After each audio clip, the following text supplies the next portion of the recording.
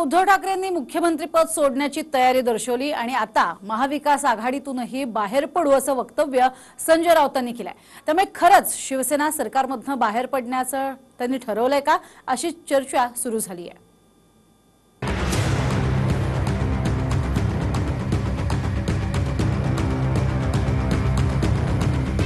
नक्की तुमच्या भूमिकेचा विचार होईल। 24 तासात परत या।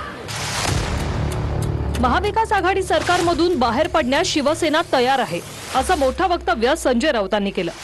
बाहेर पडण्याची तयारी दर्शवतानाच राऊतांनी शिंदे गटातल्या आमदारांना 24 तासांचा अल्टिमेटमही दिला।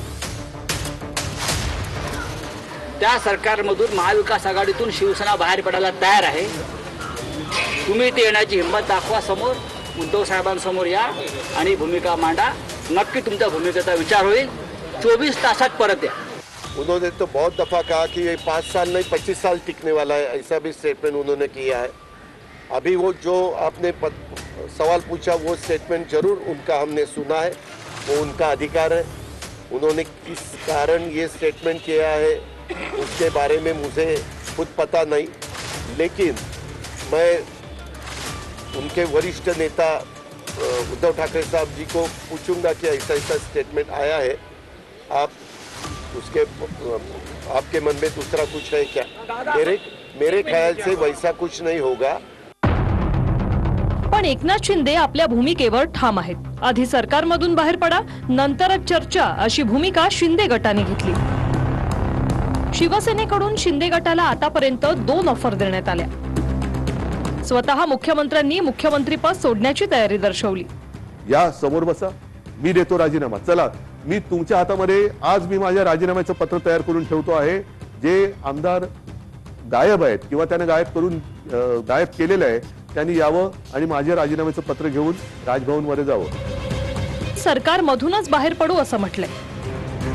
आम्ही शिवसेना सोडणार नाही असं सांगताय, पण आमची भूमिका फक्त सध्याच्या सरकारविषयी आहे। त्या सरकारमधून महाविकास आघाडीतून शिवसेना बाहेर पडायला तयार आहे। तुम्ही ते येण्याची हिंमत दाखवा, समोर उद्धव साहेबांसमोर या आणि भूमिका मांडा। नक्की तुमच्या भूमिकेचा विचार होईल। 24 तासात परत या। मात्र या दोनही ऑफर शिंदेंनी नाकारल्या आणि आता शिंदे गट राज्यपालांना आमदारांच्या सह्यांचं पत्र पाठवणार असल्याची माहिती आहे। तर वेगळा गट स्थापन करण्यासाठी शिंदे गटानं विधानसभेचे उपाध्यक्ष नरहरी झिरवाळांना पत्रही पाठवलंय। शिंदे गटाकडे शिवसेनेचे 41 आमदार आले, 6 अपक्षही शिंदेंकडे आले, म्हणजेच शिंदे गटाकडून एकूण 47 आमदार झाले। म्हणजेच उद्धव ठाकरेंकडे अवघे अपक्षांसह 14 आमदार राहतात। विशेष म्हणजे शिंदे गटात सहभागी होणाऱ्यांची संख्या वाढत चालली, ज्यात मुख्यमंत्र्यांचे खास आणि कट्टर शिवसैनिक अशी ओळख असणाऱ्यांचाही समावेश आहे। गुलाबराव पाटील शिंदे गटात सहभागी झाले। काही लोक वल्गना करायला निघाले की शिवसेनेला आम्ही संपवून टाकणार आहोत। काहींनी तर बाशिंग बांधलं, लग्नाची तारीख ठरली, नवरदेववाले बघायला आले, नवरीवाले बघायला आला, पण टांगा पलटी आणि घोडे फरार। दिल्लीतून हे परत आले, सगळे संबंध तुटला आणि आता नवीन पक्ष काढण्याची कल्पना करायला लागले आहेत। या शिवतीर्थावर मी बोललो होतो, यांनी वल्गना केली होती गणपती विसर्जनाच्या आत, म्हणले शिवसेनेला संपवून टाकील। अरे तुम्ही जा, तुमचा बाप दादा, तुमचा पंजोबा, तुमची औलाद जरी खाली आली ना तर शिवसेनेला कोणी संपवणारा जन्माला येऊ शकत नाही। आणि ज्यांनी ज्यांनी शिवसेनेला त्रास दिला त्यांचा इतिहास सांगतोय। कोणी आसाराम झाले, कोणाला झोप लागत नाही म्हणून वाटीभर गोळ्या खाताय। कतलियां कहीं सांप बदल लेते हैं, पुण्य के आड़ में पाप बदल लेते हैं, मतलब के लिए कई लोग अपने बाप बदल लेते हैं। अशा बाप बदलवणाऱ्या लोकांना आज या ठिकाणी आम्ही आव्हान करायला आलोय। दीपक केसरकर ही गुवाहाटीत येऊन सहभागी झाले। कृषी मंत्री दादा भुसे, संजय राठोड, रवींद्र फाटकही सहभागी होणार, ते गुवाहाटीसाठी रवाना झाले। यामुळे संजय राऊत शिंदे गटाचा समाचार घेण्याबरोबरच त्यांना चर्चेची ऑफरही देत आहेत। चर्चेतून मार्ग निघू शकतो, चर्चा होऊ शकते, घराचे दरवाजे उघडे आहेत का उगा सोडवण भटकताय? गुलामी पत्करण्यापेक्षा स्वाभिमानाने निर्णय घेऊ जय महाराष्ट्र. तर इकडे संजय राऊतांच्या महाविकास आघाडीतून बाहेर पडू या वक्तव्यानं काँग्रेस राष्ट्रवादीत खळबळ उडाली. बैठकांवर बैठका सुरू झाल्या. राऊतांच्या वक्तव्यानंतर राष्ट्रवादीची बैठक झाली आणि काँग्रेसचीही. नाही, सरकार गेल्यानंतर विरोधी बाकावरच बसावं लागणार आहे, त्याबद्दल नवीन असं काही नाही आहे. त्यामुळे संजय राऊत यांनी जे विधान केलेलं आहे त्यांनी अंतर्गत चर्चा करून विचार करून केलेलं असेल. शिवसेनेचा आत्तापर्यंतचा इतिहास असा आहे की अनेकांनी पक्ष सोडला आणि पुन्हा सार्वत्रिक निवडणुकीत त्यांचा पराभव झाला. महाविकास आघाडीला पाठिंबा कायम आहे. 2019च्या काँग्रेस, राष्ट्रवादी काँग्रेस आणि शिवसेना या तिघांनी मिळून महाविकास आघाडी स्थापन केली होती. त्यावेळेस जी परिस्थिती होती अनुसरून काँग्रेसचं आघाडीचं समर्थन कायम आहे. उद्धव ठाकरेंच्या पाठीशी उभे राहू अशी भूमिका काँग्रेसने घेतली आणि राष्ट्रवादीच्या बैठकीत अशीच भूमिका शरद पवारांनीही घेतली.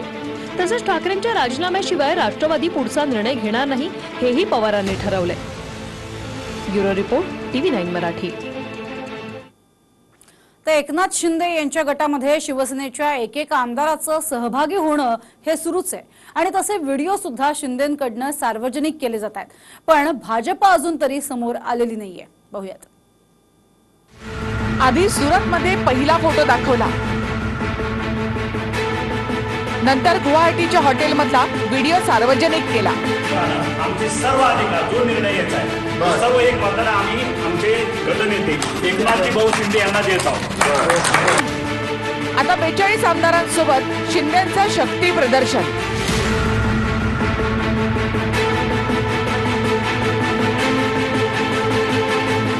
एका पाठोपाठ एक फोटो आणि व्हिडिओ दाखवून एकनाथ शिंदे शक्ती प्रदर्शन करतायत. शिंदेंनी आता जो फोटो सार्वजनिक केला त्यामध्ये त्यांच्या सोबत 42 आमदार दिसतायत.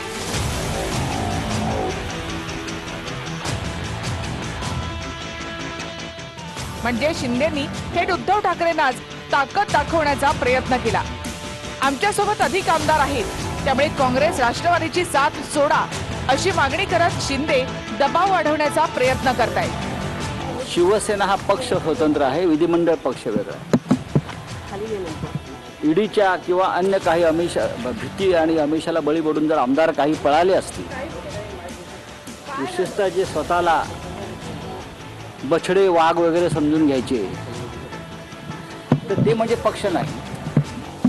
आपण जो काल रस्त्यावर पाहिला तो पक्ष आहे आणि हा पक्ष अद्याप मजबूत आहे आणि उद्धव ठाकरे यांच्या नेतृत्वाखाली पक्ष मजबूत आहे.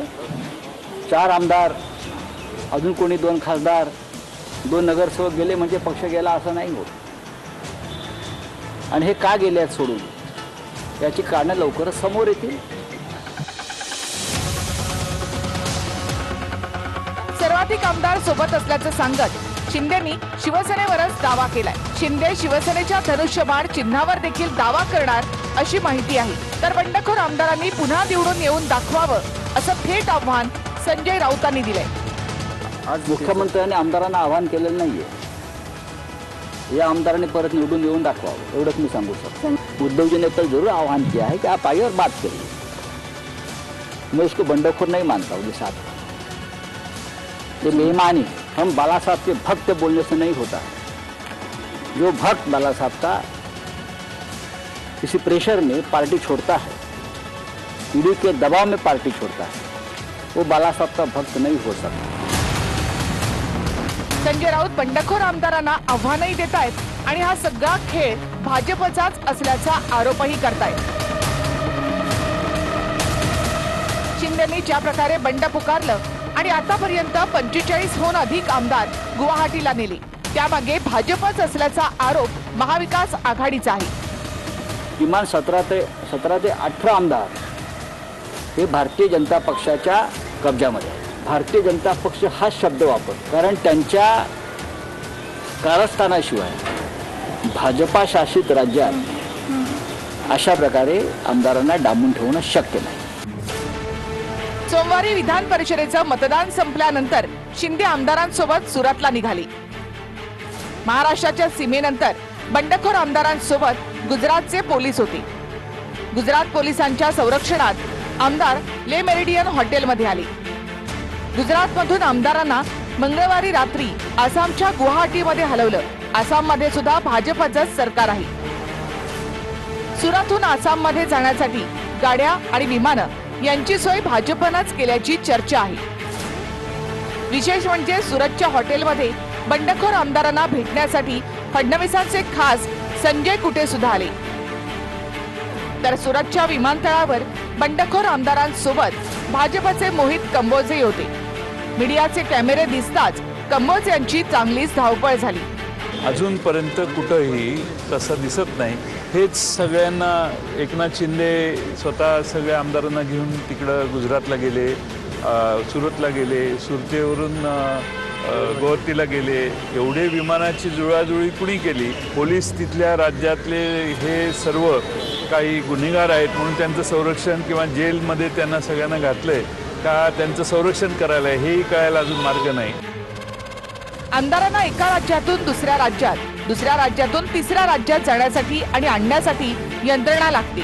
तशी यंत्रणा शिंदेच्या सोबत आहे हे कुटे आणि मोहित कंबोज यांच्या बंडखोरांसोबतच्या उपस्थितीमुळे दिसते। संजय राऊतही वारंवार त्यावरच बोट ठेवतायत।